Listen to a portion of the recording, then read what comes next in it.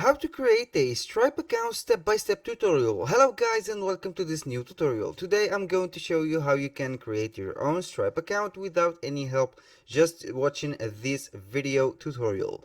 Now for those who doesn't know what Stripe is a provider for programmable APIs and tools to let you facilitate payments and pay out sellers globally, from verifying your sellers' identities to routing payments. So it is a payment getaway. Now, without a further ado, let's go to the sign up process. We go to stripe.com, then we click on start now. This is very easy. It will demand some times, but a little disclaimer guys, everything created in this video such as emails, names, countries, passwords and phone numbers are created for the sake of the videos. They are not used for personal uses or something like this. I will go with my account, which is for example Jack Smith, like this. I will put the country and then the password that I will create. It depends on your password. Now get emails from Stripe, it is not necessary. I will retype my password, or it is retyped.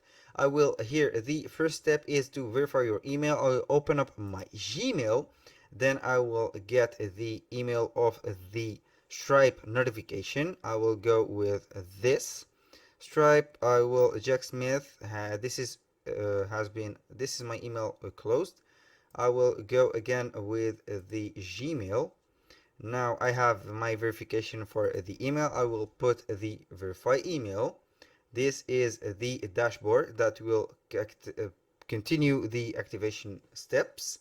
Now activate the payments on your account. You can go with the activate payments or explore more features. Let's go with the activate payment. This is the necessary part. Let's start with some basics. These are the basics information that the Stripe will get from you. The business location. You can choose the region of your business location. The type of the business. You can choose either individual, company, or non-profit organization. Then you click on continue. We have these simple steps to uh, complete, which is, for example, business type, personal details, business details, fulfillment details, public details, add your bank secure account, add extras, review, and finish. Now here for the legal name, everything is created for the sake of the video. They are not used for personal uses. You can see that it is very simple. Now in this part I will go and add a number in my case, then I will be back. After you have put your security number, last four digits I mean, and the phone number, it will be directing you to the business details. Here the taxpayer the identification number, you can put the taxpayer here. Business name, it is optional. The business address, which is right here. The industry, you can choose the industry. For example, you are on the digital products, software, apps, books, games, music, or blogs and written content. Let's use this. Let's use, for example, the Shopify that I have. Then you put the put description, t-shirt for example, or t-shirt DIY for example, DIY, like this. And all you have to go is to continue with the fulfillment details. This is very simple. Now with this, on average, how long after paying will your customer typically receive their goods or services? Within 1 day, within 2 days. Since it is a product, digital products, we will go with 1 day. Then we will click on continue. Here is the public details. You can put the statement descriptor. You can put the name of the descriptor, your descriptor, for example. Put the name of your descriptor, like this. And shorter descriptor, it is optional. Mine, for example, my, or me, you can put me. The support number, you can put your support number right here. Show support number on receipt and invoices. The customer support address is the same as your address, and you can put everything in order. For the bank details, you can put a bank details. Then you can put the choose a bank, then you can go with it. You can put manually the bank details, or for example make choosing a bank and it will be going to the login section. We will exit this step. I can continue to the two-step authentication, then I can continue everything later. You can go with an authenticator app or add a security key. In my case, I will go with a security key or show additional, for example, option, which is SMS. You can go with the SMS. You can go and send the code. I will be in a second. Now, after finishing the two-step authentication, you only need to click on continue, or you can add more methods.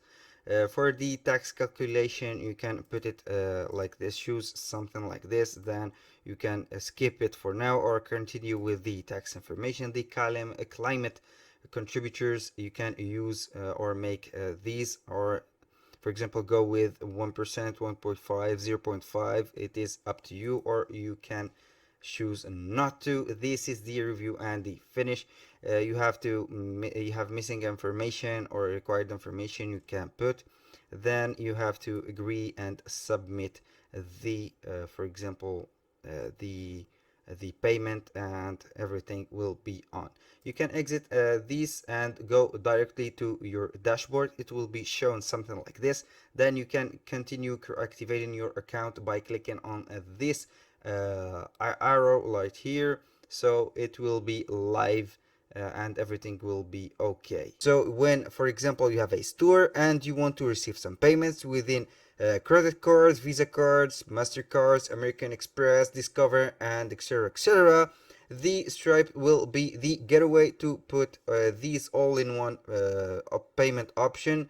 So you will receive the payment from the client's card to your payment account on Stripe. Then you can retrieve them for your bank account or something like this. And now to the next step, which is the payment fees. If maybe some of you wonders if Stripe has some fees. As a payment gateway, it is natural to have some fees. Stripe payment gateway fees are these transactions fees. Stripe charges 2.9% plus $30 for each successful card charges. Additional fees apply for specific scenarios: 0.5% for manually entered credits, 1.5% for international cards, and 1% if currency conversion is necessary. Thank you guys for watching. Hope to that you have enjoyed the video, and see you on the next one.